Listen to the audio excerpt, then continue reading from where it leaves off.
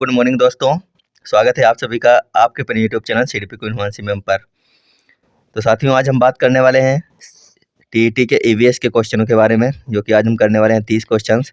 सारे के सारे आपके लिए रहने वाले इंपॉर्टेंट, तो क्लास को बिना स्किप किए हुए आपको देखना है। और जितने लोग इस समय जुड़ चुके हैं क्लास में, सभी लोग सेशन को शेयर कर दीजिए अपने सभी साथी मित्रों के पास में। उसके बाद में शुरू करते हैं अपनी क्लास। जो लोग नए जुड़ रहे हैं चैनल पर, पहली बार विजिट कर रहे हैं, वो लोग चैनल को सब्सक्राइब कर लीजिए अपने सीटेट, यूपी टेट या फिर अन्य टीचर्स की तैयारी के लिए। तो देखते हैं क्वेश्चन नंबर 1।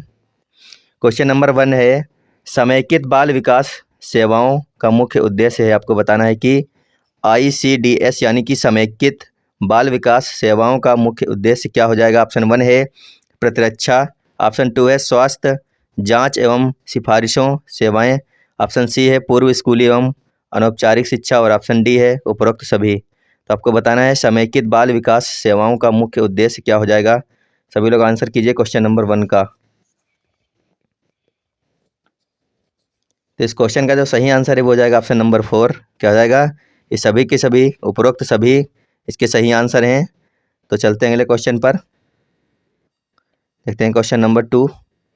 क्वेश्चन नंबर 2 है, ISO 14,000 मानक संबंधित है। आपको बताना है ISO का 14,000 मानक किससे संबंधित है। ऑप्शन 1 है प्रदूषण प्रबंधन से, ऑप्शन 2 है पर्यावरण प्रबंधन से, ऑप्शन 3 है जोखिम प्रबंधन से और ऑप्शन 4 है इनमें से कोई नहीं। तो बताइए ISO 14,000 मानक किससे संबंधित है।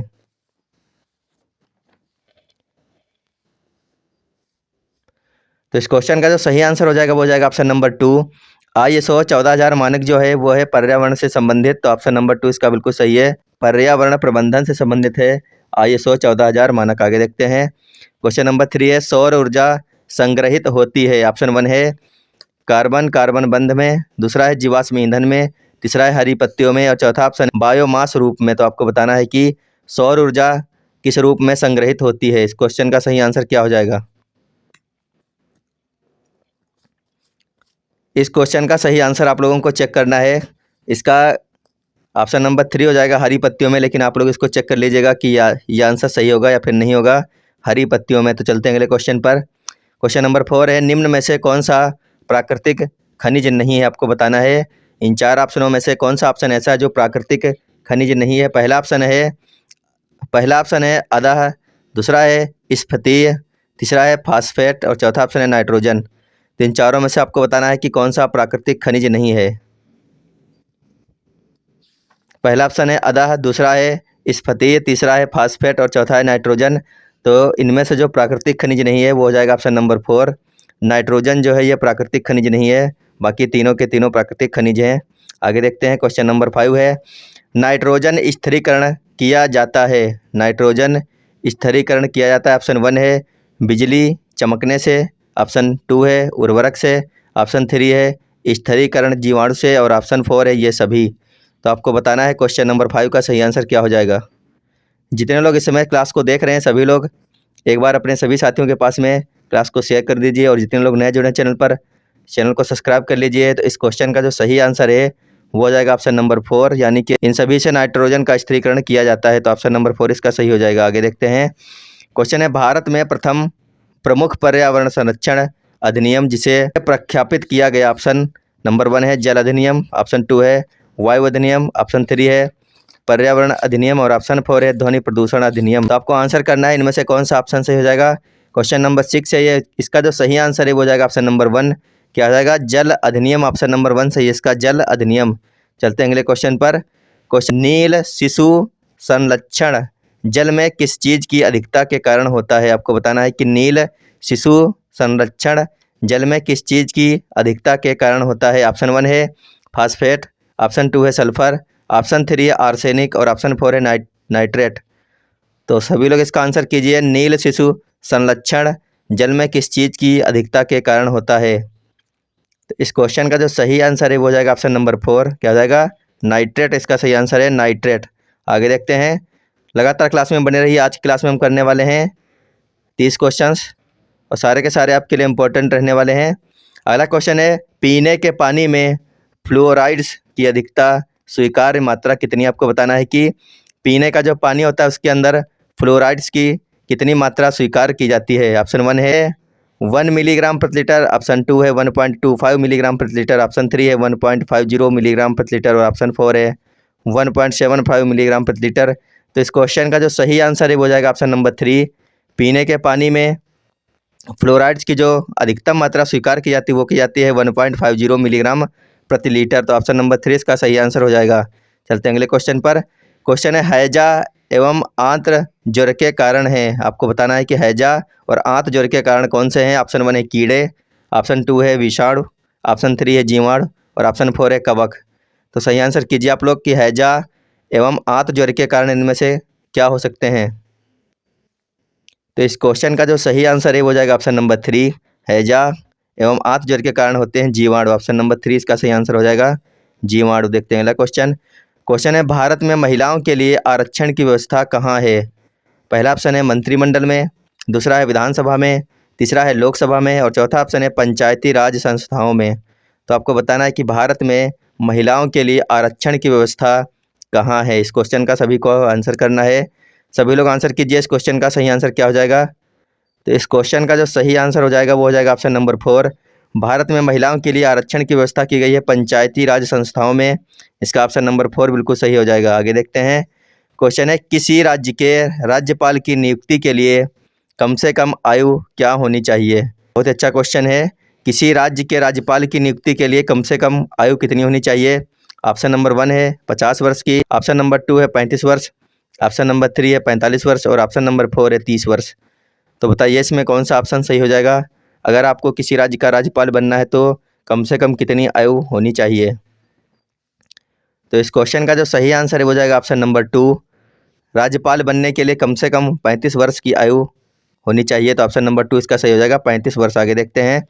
क्वेश्चन है अनुच्छेद 356 का प्रथम प्रयोग कब और कहाँ हुआ। आपको बताना है अनुच्छेद 356 का प्रथम बार प्रयोग कब और कहाँ हुआ था। ऑप्शन 1 है जम्मू कश्मीर में 1956 में, ऑप्शन 2 है केरल में 1959 में, ये है बिहार में 1958 में और ऑप्शन 4 है मध्य प्रदेश में 1957 में।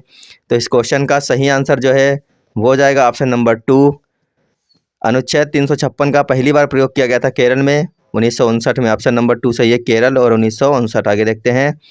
क्वेश्चन है एलिफेंटा द्वीप अवस्थित है। आपको बताना है कि एलिफेंटा द्वीप कहाँ पर स्थित है।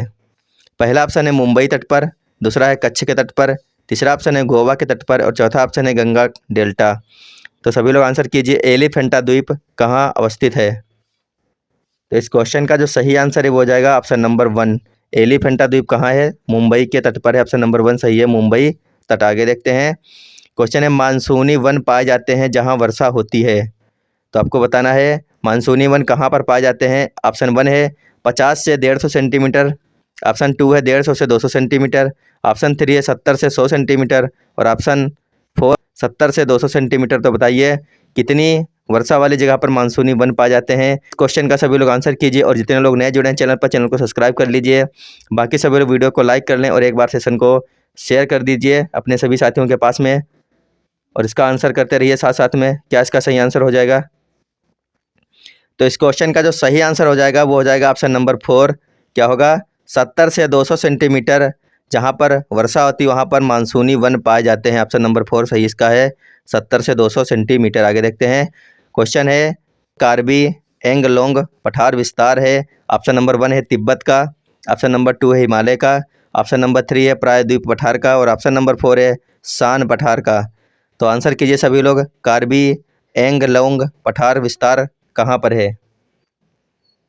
तो इस क्वेश्चन का जो सही आंसर है वो हो जाएगा ऑप्शन नंबर 3 प्रायद्वीप पठार का। ऑप्शन नंबर 3 है प्रायद्वीप पठार का। आगे देखते हैं।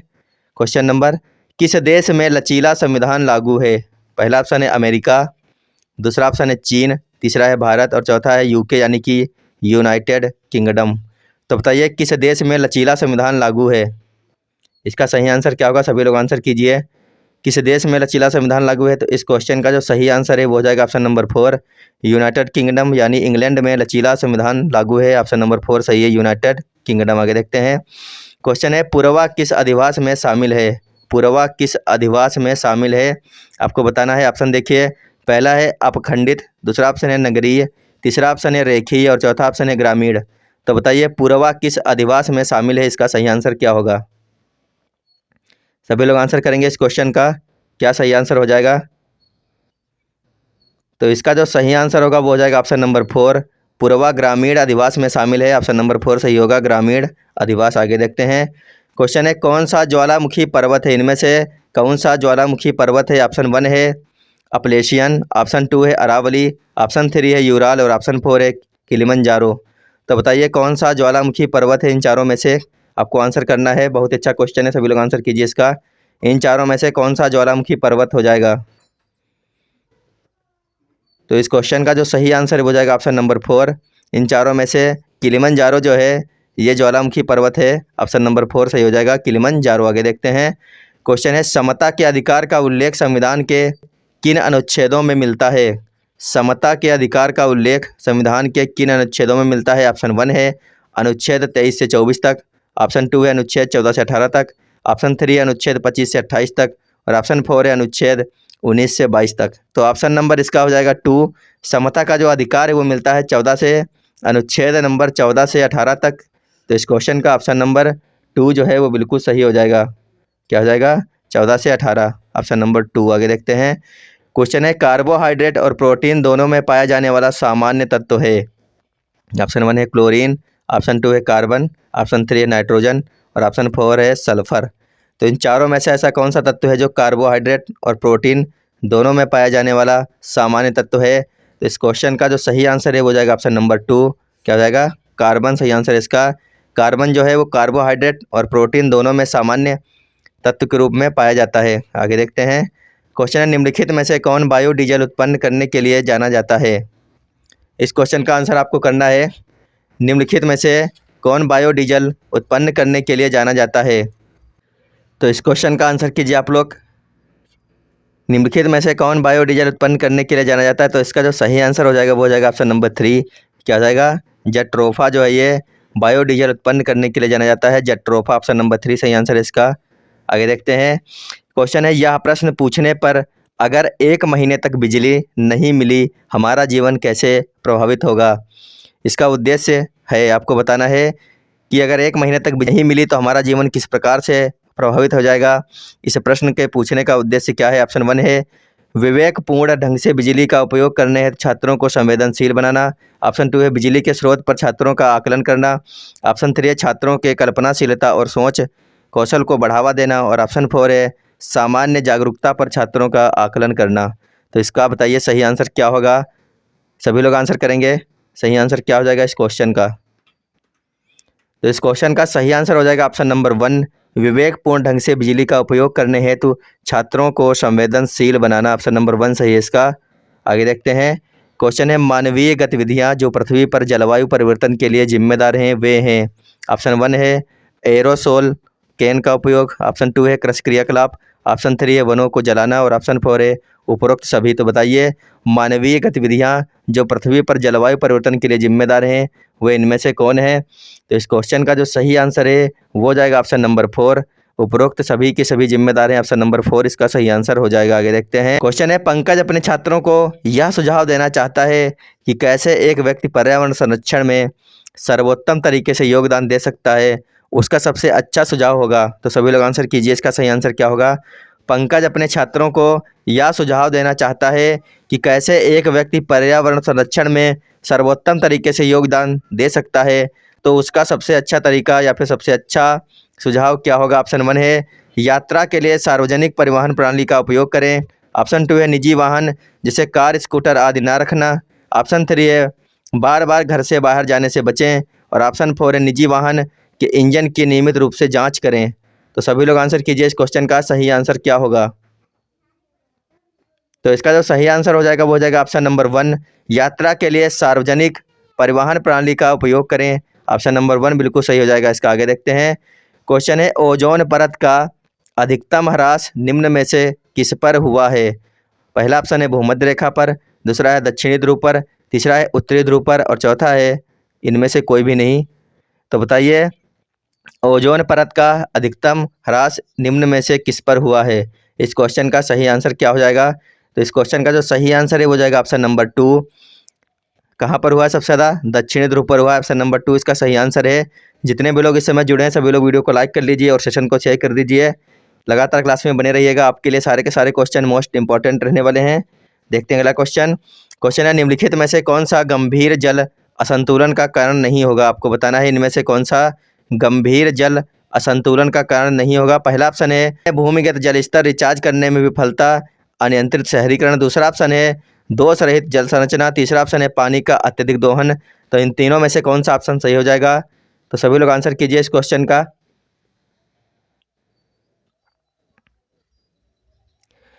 तो इस क्वेश्चन का जो सही आंसर है वो हो जाएगा ऑप्शन नंबर 3, पानी का अत्यधिक दोहन। क्या हो जाएगा? पानी का अत्यधिक दोहन। आगे देखते हैं। क्वेश्चन है wild life institute of India यानी WII कहाँ स्थित है? Wild life institute of India कहाँ पर स्थित है आपको बताना है। ऑप्शन 1 है अहमदाबाद में, ऑप्शन 2 है कोयम्बटूर में, ऑप्शन 3 है नई दिल्ली में और ऑप्शन 4 है देहरादून में। तो बताइए wild life institute of India कहाँ पर स्थित है? इसका सभी लोग आंसर करेंगे।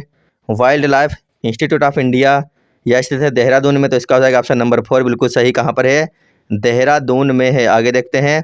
क्वेश्चन है प्रोजेक्ट रेड पांडा शुरू हुआ। प्रोजेक्ट रेड पांडा शुरू हुआ। ऑप्शन 1 है 1984, 1994, 1986 या फिर 1996। ऑप्शन नंबर 2 ऑपरेशन यानी कि रेड पांडा जो है प्रोजेक्ट ये शुरू हुआ था 1994 में। तो इसका ऑप्शन नंबर 2 सही हो जाएगा 1994। तो दोस्तों ये थी आज हमारे 30 क्वेश्चनों की क्लास। अगर आपको वीडियो अच्छी लगी हो तो वीडियो को लाइक कर लीजिए और अपने सभी साथियों के पास में एक बार इस सेशन को ज़रूर शेयर कर दीजिएगा। फिलहाल अभी के लिए धन्यवाद। अपनी तैयारी को लगातार जारी रखिए। Bye bye, take care.